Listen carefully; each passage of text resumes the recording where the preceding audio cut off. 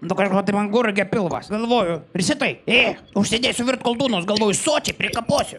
Ir užsimanau šikt. Nebenulaikau. Nu tai kol verda. Sėdžiu ant puodų ir rūkau, nu ir bika tada išmetu šiukšlių dėžę, nes peleninės nėra. Išeinu ir užuodžiu, kad smarvė netokia.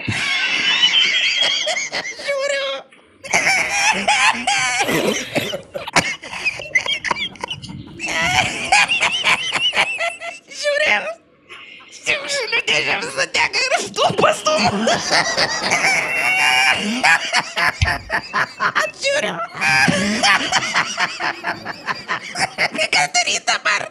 Nu tai gripo aš nupadau nuo duginės ir nešu link tualeto, kad greitai gautų užgesint. Nu ir gesinu, tai aš tu to koldūnų vandeniu. O šuniukas tuo metu atėjo, pamatė dūmus ir iš baimės apsišiko.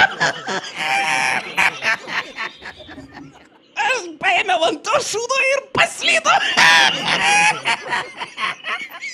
Tie koldūnai išvysta ant manęs, įeina kaimynės, sako, kas čia pas jūs dega.